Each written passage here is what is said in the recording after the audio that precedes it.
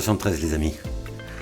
Petit format vidéo un peu différent de ce que je fais d'habitude. Vous m'aviez dit en commentaire que pourquoi ne pas nous filmer aussi ou essayer de nous faire partager tes moments en QRP quand tu es dans la montagne ou en quad ou avec le 4x, etc. Donc voilà, allez, j'ai dit je vais me lancer en rapport avec la vidéo précédente où je vous présentais les futurs tests que je voulais faire avec les talkies, le format particulier, donc le Quansheng et le Albrecht. Donc vous allez pouvoir voir dans cette vidéo les différents tests entre guillemets que j'ai fait avec les résultats, le rendu. On croise les doigts pour que Dame Propagation soit avec moi. À très vite, profitez un peu de la vue, c'est super beau. Et là je monte actuellement sur le Suc d'Anchaud. Je vous mettrai le petit lien sur Google Maps à la fin de la vidéo. Allez, c'est parti.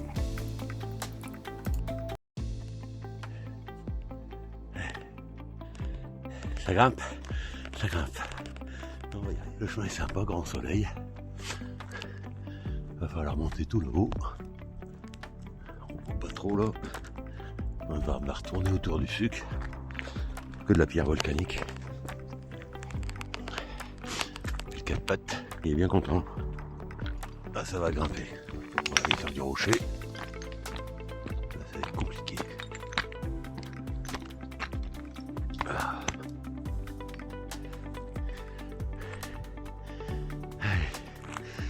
Ça commence à devenir joli et ça grimpe. Ah, là une saucisse. Et il n'a pas l'air fatigué.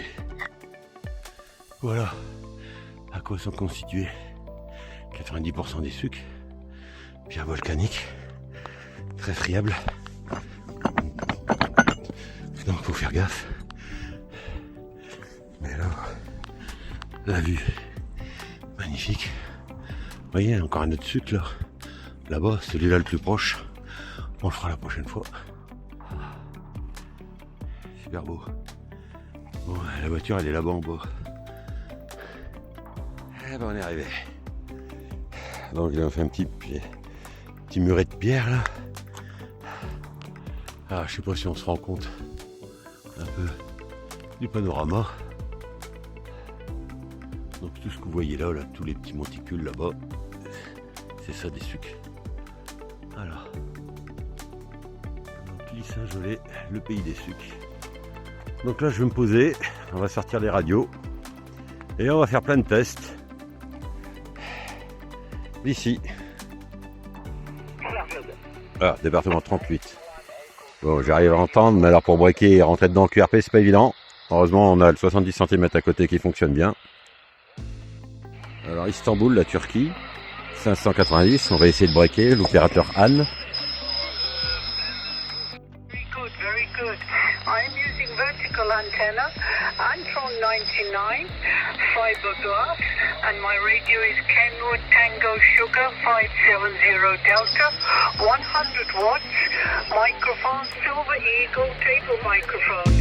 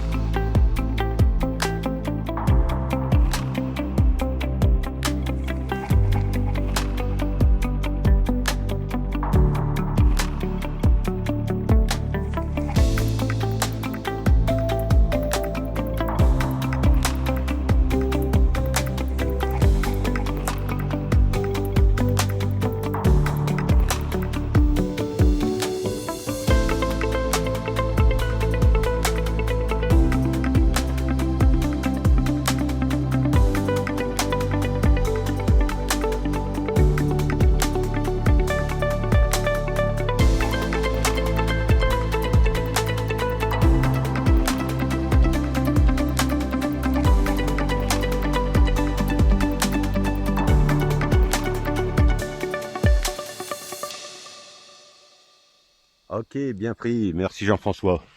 Bah écoute, pour ma part, moi pareil, hein, tu m'arrives super fort. Mais après, je pense qu'on est en direct. Hein.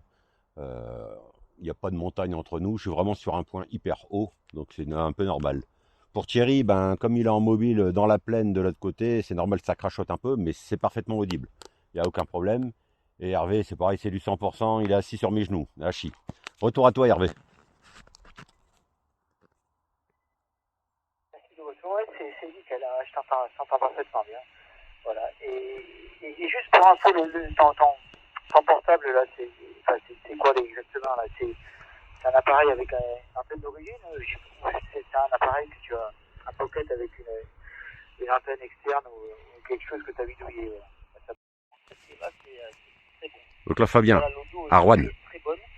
J'ai des enfants là sur 748, 156 là, qui sont juste à côté, donc pas de moustache, mais tu arrives quand même pour dire à passer au-dessus, donc pour dire Bon, on va essayer avec le TX. Alors, on inverse les deux TX et on inverse les deux antennes pour voir un peu ce que ça vaut. Et on travaille à 80 km. Alors ça c'est curieux, c'est qu'en fil réception un peu moins belle. Un peu moins belle la réception avec lui. Mais apparemment eux m'entendent mieux. La radio est plus forte. Mais par contre c'est cette antenne là qui fonctionne mieux. Hein.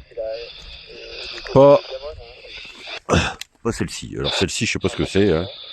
Donc celle-là on l'oublie et on reste sur celle-ci. Voilà les copains, donc un format un peu différent à votre demande.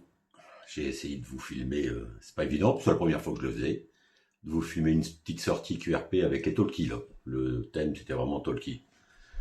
Portatif 100%. Ce retour, j'ai pas pu filmer parce que j'ai pas pris assez de batterie. C'est un peu de ma faute, j'aurais dû anticiper un peu plus. J'avais chargé à mort les talkies, mais pas les téléphones ainsi que les caméras. Donc c'est pas bien grave. Alors, qu'est-ce qui en ressort de tout ça? Pour la sortie, en fait, voilà, on va dire, pour tout ce qui est 11 mètres, 10 mètres, moi je kiffe le Quancheng pour, en fait, le firmware, la modernité, l'encombrement, le côté tout petit, minuscule. Ça, j'aime vraiment beaucoup. Tous les différents réglages, le scan automatique des fréquences.